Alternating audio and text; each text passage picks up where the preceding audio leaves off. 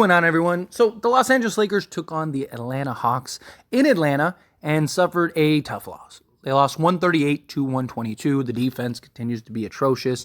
But Austin Reeves had a great audition for the Atlanta Hawks. Austin Reeves had his season high of 28 points, 6 assists, no rebounds, but played well, at least on the offense side. Defensively, he was still rough. But 10 of 19 from the field, 3 of 8 from three-point range, 2 of 7 from the foul line, 2 steals, 2 turnovers. Ended up being a minus 15. And on the other end, Dejounte Murray had an excellent audition for the Los Angeles Lakers.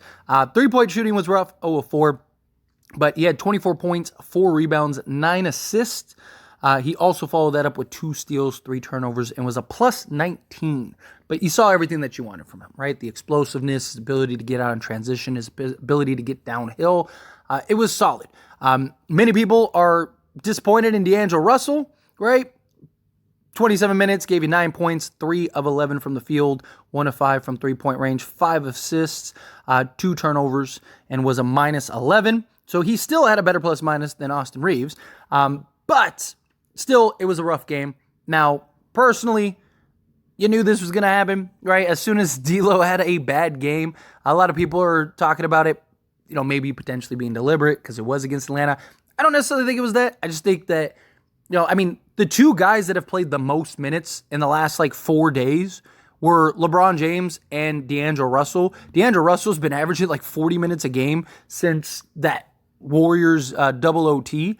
And LeBron James and D'Angelo Russell were the two guys that struggled the most this game. I mean, LeBron was literally missing point-blank, wide-open layups with regularity this game.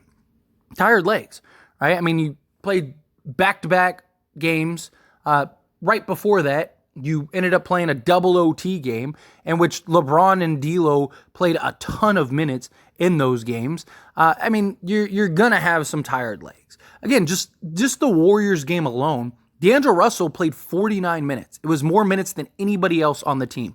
The second most minutes were LeBron James with 48 minutes. I mean, the two guys that have played the most minutes were the guys that struggled the most in this game.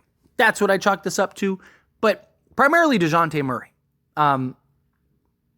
Look, he's an upgrade over D'Lo. He's an upgrade over Austin Reeves. He is. He's just more athletic.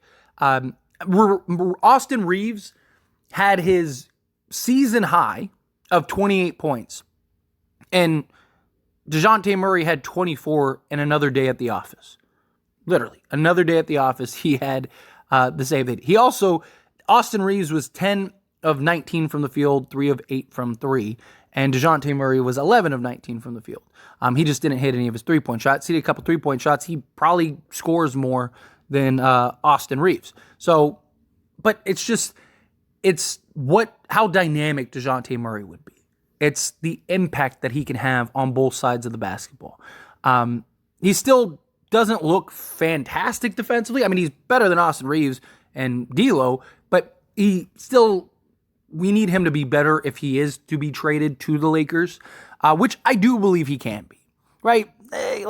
Who in Atlanta is really playing defense? At least the Lakers, they have guys like Jared Vanderbilt.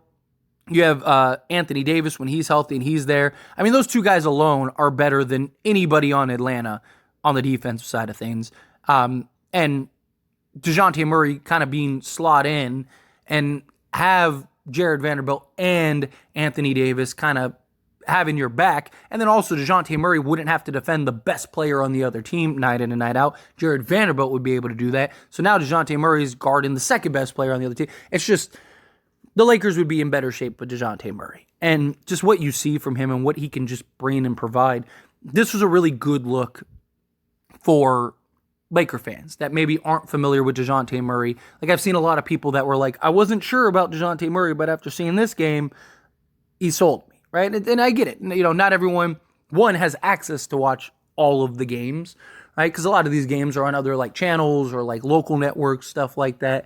And so a lot of people, the only time that they get to actually get a real look outside of highlights and stuff is when they play the Lakers. So I understand that, but it's one of the reasons why I like Dejounte Murray. Again, I still have my concerns. A lot of people are always like, Tyler, why you always mention the concerns? Because sometimes you need to be prepared for that, right? In a perfect world, you get some combination of Dejounte Murray from San Antonio mixed with the shooting of Atlanta Hawks Dejounte Murray. And the Lakers are going to be terrifying. But there's also the possibility that Dejounte Murray starts to decline shooting the three ball, which is already starting to happen. So Dejounte Murray, about like a week and a half ago, was shooting 40% from three-point range. He's now dropped to 38.8%, which isn't bad. I mean, he's still shooting 39%, but that's also not counting this game in which he shot 0 of 4 from 3. So his three-point shooting is already starting to dip. And we know how it goes when he comes to the Lakers. There's also concerns about him finishing around the rim. It's something that he's had issues with his whole career. His ability to score, penetrate, get into the paint, right? Hit that floater, pull up in the mid-range, shoot off the dribble, shoot over the top. All of those things would be huge for the Lakers, right? But he's going to have to be able to knock down threes. He's going to have to be able to finish at the basket. Also, the defensive side of things, can he pick that up? I believe he will, but there's no guarantee. There's always the likelihood and possibility that he continues to be as poor as he has been in Atlanta, which again isn't as bad as Austin Reeves has been, but still, it is something worth noting, something that I need people to understand and have be clear. Also, he's going from the second option in Atlanta, where he's having his struggles and his issues, to being the third option with the Lakers. So again, is that something he's going to be able to adjust to? Is it something he's going to be able to adapt to? I do believe Dejounte Murray will be better than what D'Angelo Russell or Austin Reeves can provide. I also think he'll be more consistent on a regular basis than those two can provide. But I don't know if he's going to be, 23, 5-5, Dejounte Murray. Just something to keep in mind. But I still think the Lakers trade Austin Reeves, right? As I've always maintained, if you trade for Dejounte Murray, I think you have to trade D'Lo too, right? So to me, it's not, you go trade Austin Reeves and necessarily have to keep D'Lo. I am not against it. My problem is at this point, I feel like you almost have no choice but to trade D'Lo. Not because I don't like D'Lo, or that I'd rather keep him, but it's just you're running out of sample size games to see if it works. And if it doesn't work, you're probably losing D'Lo for nothing. So it's kind of my thing where it's like, and look, I don't believe the Lakers are going to trade Austin Reeves, but there was a report earlier today by Jovan Buha where he talked about how the only way that the Lakers would trade Austin Reeves is for an all-star level player. What is Dejounte Murray? The dude has been an all-star. He's been an all-defensive player, right? He's putting up all-star numbers. Like, as a second option, what more do you want from this guy? Like, how much better is he supposed to be? Austin Reeves is a great role player, right? But he's not Dejounte Murray. There's nothing that Austin Reeves does that's better than Dejounte Murray. Even shooting, Dejounte Murray's been better this year than Austin Reeves has been, right? So, to me, it's a no-brainer. If Atlanta wants Austin Reeves, trade Austin Reeves. Then you can take D'Lo and other things and go get other pieces. You may even be able to keep your first-round pick or your pick swap. Hey, you want a pick swap? You want us to find a third team for D'Lo and all that stuff? Instead of doing all that and making this complicated, we'll give you a pick swap and Austin Reeves, along with like a Jalen Hood-Schifino and whatever else, right? Maybe even throw in like a Maxwell Lewis or something. So that way they're getting two young players that they can build with rather than, the pick. Keep the first. And now you have the first. You have a couple seconds. You have D'Lo, Rui, Gabe Vincent. All tradable salaries that you could have and use to go get other pieces. Or you just turn D'Lo into something. Maybe give up a couple seconds or something. And now you go into the offseason and you have Gabe Vincent, Rui Hachimura, and 3 first-round picks. Like, to me, that just is the better option. Again, I don't mind. Same thing with D'Lo. If today Atlanta says, hey, we'll give you Dejounte Murray, trade us D'Lo, sure, here you go. No problems. I don't want people thinking that I am against trading D'Lo for Dejounte Murray, because I'm not. Not at all. But it's just, it seems, based on the reports, that the holdup is the Lakers don't want to trade Austin Reeves. Why?